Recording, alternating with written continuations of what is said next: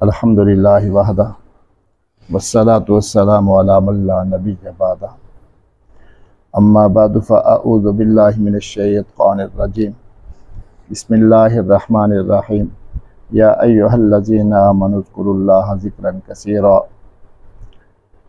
कुरान पाक की इस आयत मुबारक में अल्लाह रब्बुल इज़्ज़त ने हमें ज़िक्र करने का हुक्म दिया है और फिर ज़िक्र के साथ ज़िक्र के अंदर कसरत का हुक्म दिया है कि बहुत ज़्यादा करो। अल्लाह रब्बुल इज़्ज़त की तरफ से हमारे ऊपर कई इबादत हैं जिसमें नमाज का ज़िक्र है, रोज़े का ज़िक्र है, हज का ज़िक्र है, ज़कात देने का ज़िक्र है, जिहाद का ज़िक्र है, लेकिन कहीं पर भी अल्लाह रब्बुल इज़्ज़त ने हमें कसरत का हुक्म नहीं दिया। सिर्फ ज़िक्र के अंदर कसरत का हुक्म दिया है। क्या मतलब? अल्लाह ये चाहते हैं कि मेरा और मेरे बंदे का ताल्लुक बहुत ज़्यादा होना चाहिए। मेरे बंदे को मेरे साथ मोहब्बत होनी चाहिए, जिस तरह मुझे अपने बंदे के साथ मोहब्बत है,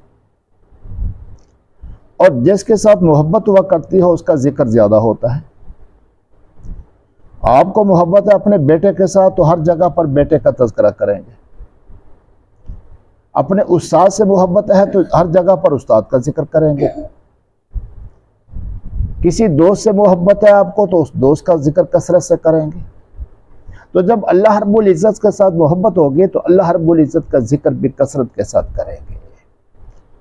इस वजह से मेरे और आपके पैगंबर इमामुल अंबिया खातमुन नबिय्यीन मोहम्मद करीम अलैहिस्सलातु वस्सलाम ने हमें इस बात का हुक्म दिया है, ला यज़ालु लिसानुका रत्बम मिन ज़िक्रिल्लाह, कि तेरी ज़बान हर वक़्त अल्लाह की याद से तर रहनी चाहिए। तेरी ज़बान हर वक़्त अल्लाह की याद से तर रहनी चाहिए, यानी आपकी ज़बान पर कोई ना कोई ऐसा लफ्ज़ हो जिसके अंदर अल्लाह का नाम आ जाए, जैसे सुबहान अल्लाह, अल्हम्दुलिल्लाह, अल्लाहु अकबर, सुबहान अल्लाह व बिहम्दिही सुबहान अल्लाहिल अज़ीम, कुरान पाक की तिलावत। ये तो ज़बान के साथ होगा। एक जिक्र इंसान का दिल के साथ है। दिल के साथ क्या जिक्र है कि दिल हर वक़्त अल्लाह रब्बुल इज़्ज़त की तरफ मुतवज्जह रहे। उसको यूं समझ लीजिए,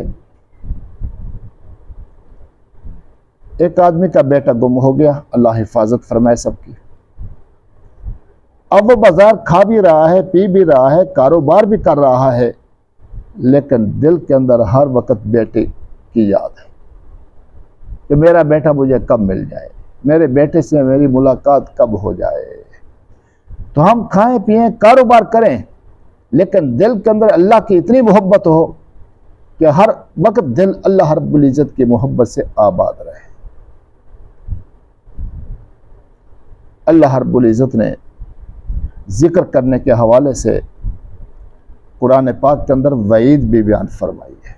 जहाँ पर जिक्र करने का हुक्म दिया है कसरत के साथ, वहाँ पर जिक्र न करने पर वईद भी जिक्र फरमाई है। क्या फरमाया? वमन आरज़ा अन ज़िक्री फ़इन्न लहू मईशतन ज़न्का, जो आदमी मेरी याद से एराज़ करेगा, मेरी याद को पसंद नहीं करेगा, तो मेरा अज़ाब भी आएगा उस पर। और वो अज़ाब क्या होगा? वो नजर न आने वाला अज़ाब होगा। आमदन है लेकिन गुजारा नहीं। आदमी क्या कहता है कि यार लाखों रुपया मेरी महीने की आमदन है, लेकिन हर वक्त घर से तंगी नहीं जा रही, गुजारा नहीं होता। एक तो ये अज़ाब है। वनहशुरुहु यौमल क़ियामति आमा, कल जब क़यामत का दिन होगा तो जिसने अल्लाह की याद से एराज़ किया, अल्लाह फरमाते हैं हम क़यामत के दिन उसको अंधा करके उठाएंगे। कल क़यामत के दिन फिर ये अल्लाह से बात करेगा कि ऐ अल्लाह, दुनिया के अंदर तो मेरी आंखें ठीक थी, मुझे अंधा करके क्यों उठाया? तो अल्लाह फरमाएंगे मेरा नाम भी तेरे सामने आता था, मेरा तज़किरा भी हुआ करता था, लेकिन तूने कभी ज़बान से मेरा नाम लेना गवारा नहीं किया। तूने दिल के अंदर मुझे बसाना गवारा नहीं किया, लिहाजा जैसा करोगे वैसा भरोगे। तो तू अंधा बना रहा, हमने आज हकीकतन तुम्हें अंधा कर दिया। तू मेरी याद से अंधा बना रहा, मैंने हकीकतन आज तुझे क्या कर दिया है, अंधा कर दिया।